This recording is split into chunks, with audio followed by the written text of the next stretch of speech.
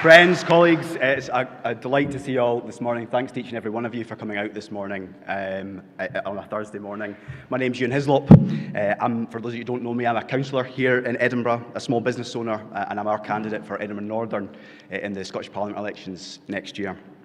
Before we welcome the First Minister up to the stage, I'm going to make a brief introductory remarks. Welcome a speaker, Martha, up after me, and then we'll, as we're all, I'm sure, very excited as I am to hear from the First Minister this morning on one of the defining issues of Scottish politics. So, as I say, it's a delight to be here to add my voice to the chorus of voices across Scottish civil society and the business community who are saying loud and clear, regardless of their views on independence, that the people of Scotland have a right to decide the constitutional future of Scotland.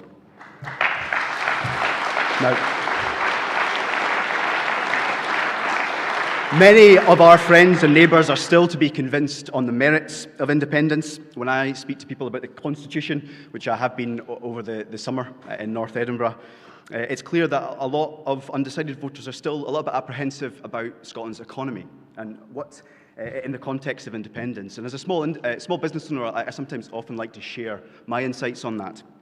So, as anybody who's run a business will attest to, as a business owner, you're always at the mercy of the economy and economic policy makers. And it's clear to me that economic policy set in London and implemented here in Scotland as some kind of afterthought is already causing untold economic harm and hampering our economic potential. Particularly in areas where we have a unique Scottish competitive advantage and where policy set in Edinburgh would be able to capitalise on that in ways that policy in London simply could not. In my own industry, hospitality, Scotland is flush with natural competitive advantages, but yet a lot of our town centres and our high streets are really struggling because small businesses are struggling due to taxation and migration policies set in Westminster without any consideration for how they're going to have an impact on Scotland's economy. I could give you some examples from my own experience. The Cliff Edge VAT registration process, which literally is designed almost, it seems, to stop small business from growing. Changes to the visa thresholds, which for us in our business has meant that many of our members of staff, international members of staff that want to continue to work with us after their visa runs out, they can't. We need to do, and we would do so much better with the full powers of independence on the economy. And let us not forget the decision to drag Scotland out of the European Union against the wishes of the people of Scotland. Friends, we could do so much better with the powers of full powers of independence. A Scottish economic policy could turn competitive advantage into world-leading performance in our chosen industries with quality jobs and provide long-term economic stability. Scotland needs the full powers of independence to build the strong and resilient economy of the future that we all want to see. Now, I put to you, and this is my concluding remarks before I welcome Martha to the stage. That is an argument, I believe, one of the many compelling arguments why Scotland should be an independent country. Let's be clear, politicians in the Labour Party, the Prime Minister and other politicians who would see us remain tied to this political union, they have the right to disagree with that argument. But let me be very clear. What they do not have the right to do is they do not have the right to deny the people of Scotland a choice on independence. Because it's the people of Scotland,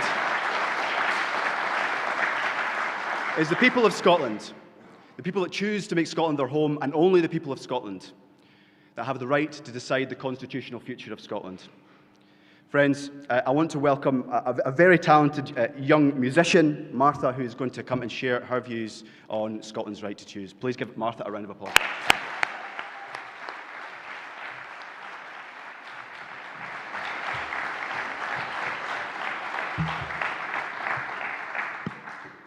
Sorry, I should have printed this out. Hi, I'm Martha. I am an artist. I work under the name Indoor Foxes. I'm from here in Leith. So it's lovely to meet you all. Thank you so much for giving up your Thursday morning. I was 12 when the independence referendum happened, and I firmly believed at the time, despite my age, that myself and my peers should have been allowed to vote. Mostly because my dad promised me and my brother a puppy if we got Scottish independence. But I did want to be one vote closer to getting that dog. I'm sure we all can guess how that story ends. I'm very proud to be from Leith. I have grown up here amongst a diverse and multicultural peer group. I've had the privilege of a free degree, thank you SNP. I'm very lucky to be Scottish and to have grown up in this country. But I'm also half English. My mum's from Gateshead and has lived in Edinburgh for nearly 30 years now, and I do love my English side as much as I love my Scottish side, although Scotland still has the better crowds at Indoor Foxes gigs. Since the last referendum, international tensions and the daily pressures of life have only sharpened. Though conversation around Scottish independence has changed amongst my circle of peers, we still feel strongly that the way our country is being led is unjust, incompetent, and immoral. We've all watched countless Westminster governments make all the wrong decisions to benefit themselves. They don't share in our outrage at the cost of living crisis, the continual violence and bigotry across the country, and they have systematically oppressed our trans community. They make no effort to bring an end to the genocide and occupation in Palestine. When I wrote this, I hadn't seen that Scotland actually is doing that now, which is great. Love that.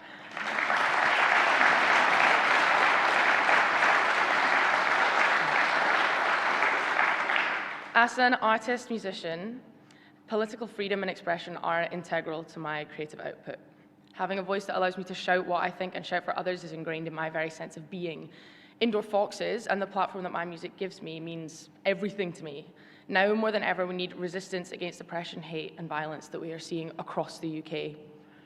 Independence is, if more about democracy than nationalism, and we should be conscious of the implications of nationalism on our people in this day and age. The levels of hatred being seen around the St. George's Cross is untenable.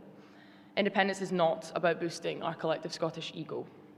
To me, independence is having a greater say in our day-to-day lives and is not really about deepening nationalism. The last independence referendum was held under the premise that, should circumstances dramatically change, Scotland would have the right and opportunity to decide differently. We would host a further referendum. Let's do it, run it back.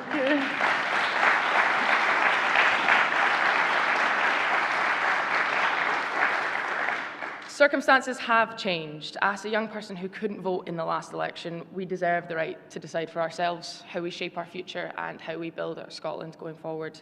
And by the way, my dad got us the dog anyway, so I'm not saying it for the puppy. Thank you so much for your time. If you want to support Scottish music, you can look up Indoor Foxes, and then my manager will be like, yeah, it's fine that you spoke at the SNP thing. That's fine. Thank you very much.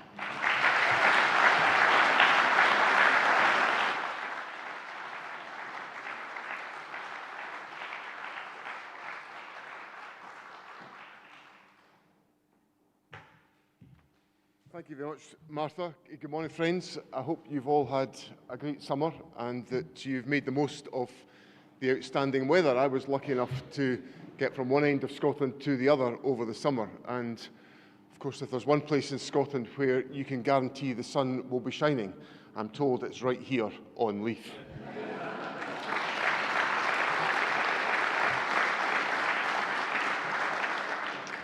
Everywhere I've been, I'm hearing the same message from people. Times are tough, but there's also much to celebrate in our country and a huge amount that is going well. I've set a clear goal for the SNP and government to focus on people's priorities. That's why in our health service, the number of GPs is up, the number of hospital operations is up, child poverty in Scotland is falling as it rises across the rest of the UK. Our young people are achieving outstanding exam results. And on Monday, we abolished peak rail fares, not just for a few months, but forever. That is the SNP standing up for Scotland.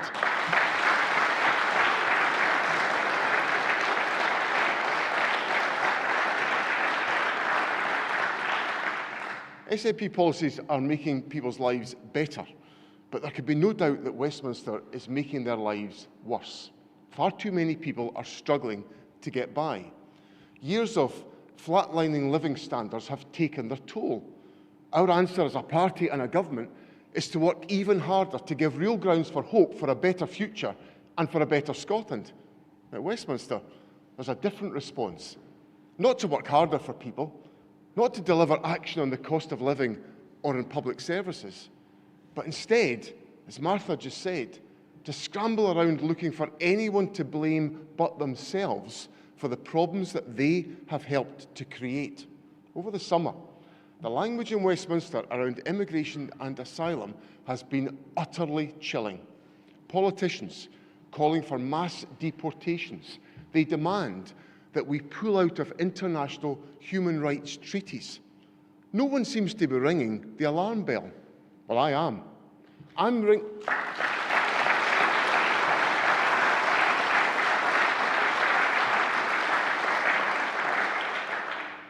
ringing the alarm bell for our values, for our common humanity, for our commitment to the oppressed and for those seeking sanctuary. Friends, let us join with others in saying unequivocally, our saltire is a flag of welcome, and refugees are welcome here in Scotland.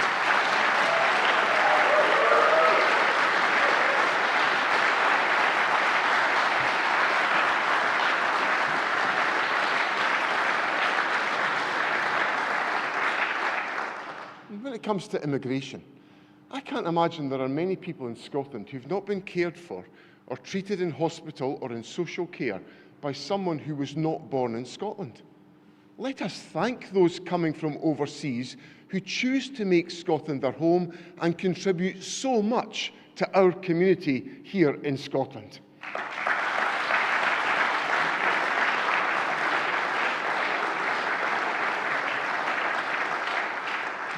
And at a time when our health service is in need of more and more staff, and Westminster is demonising migrants, it's not just disgraceful, it's harming our most precious public service, and we will have no part in it. Westminster politicians believe they know what is best for Scotland. Well, I'll tell you what I believe. I believe it is the people who live in Scotland who know what is best for Scotland.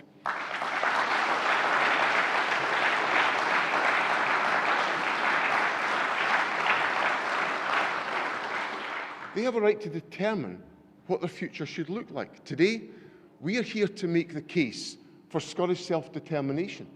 And we're here to make clear that giving people a choice over their future has never been more important, more urgent, or more necessary. At this crucial fork in our history, we need to look carefully at the two very different futures facing us. Westminster has failed to deliver higher living standards. People are working harder than ever, but still struggle to make ends meet year after year after year. Whether we support independence or not, all of us want the best for Scotland. But as First Minister, when I look at the direction of travel of the UK, under Labour, under Tory, or as is looking increasingly likely Nigel Farage, I would not be doing my duty were I not to offer people a very different choice. Today, the Scottish Government has published a paper setting out the case for democracy. For the whole of my adult life, I've believed that our future is best served as an independent country. And over the next few months, we will be arguing with all of our strength the case for Scotland to aspire to be like Ireland, like Denmark, like Norway, countries just like us that are wealthier and fairer than the UK. For me, the case for Scottish independence is self-evident. Others, of course, take a different view, and they are entitled to that different view. But today's paper is about all of us. It's about our collective right to debate, to discuss, and then to decide as a nation. So the paper sets out. The UK government have consistently stated that the UK is a voluntary union of nations. In Wales, the Labour government agree that Wales's future should be a matter for the people who live there. In Northern Ireland, a provision exists in the Good Friday Agreement for the Secretary of State to call a vote if they believe there is support for a united Ireland. And of course, England can become independent any time it wants if a majority of English MPs at Westminster vote for it. So there you have it. The UK is a voluntary union of nations. Well, that's except for viewers in Scotland. In the news where we are, a very different message is being broadcast. A regional opt-out is being applied on democracy. Well, friends, Scotland is not a region, Scotland is a nation.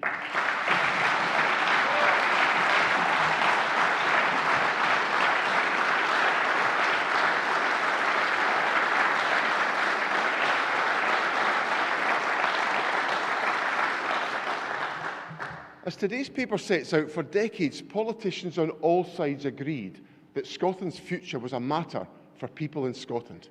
Funnily enough, they started to cool on that idea just at the point where it looks like we might pick the future that they don't want us to pick. Well, you can't just support democracy when it suits you. If you're not prepared to countenance getting an answer from the people that you don't want, then you cannot call yourself a Democrat. Westminster politicians may try to shut down this debate, but they know that the arc of history is against them. Among Scotland's people, there exists unwavering support for the basic principle of fairness, a resolute belief that if Scotland wants a say over her own future, then Scotland shall have one. At this pivotal moment in our story as a country, as our world changes rapidly around us, and as Westminster moves ever further away from the daily priorities of people in Scotland, let us come together and demand a say over our future as a country. By 2030, there'll be 1 million young Scots eligible to vote who were too young in 2014. Some of them were not even born then. That seems like a generation to me. More than anyone else, Scotland's future is their future, and they deserve to be heard.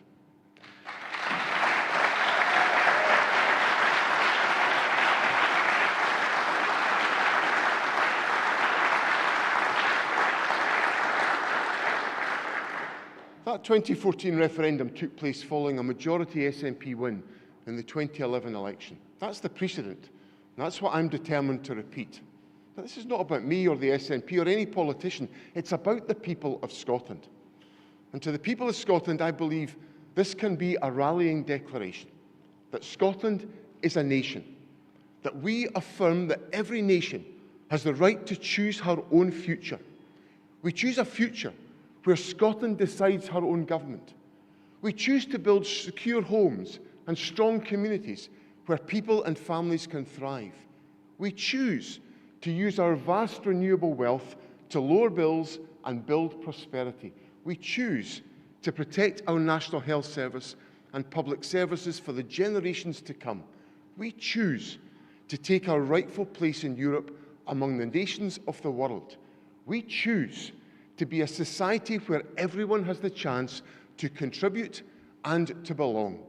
We resolve that Scotland's future must be guided by the will of the people who live here, to place choice, fairness and democracy at the heart of our national journey. This is our pledge, our right and our opportunity to write the next chapter in Scotland's story together. That's the right to decide, and that is our declaration today. Thank you very much.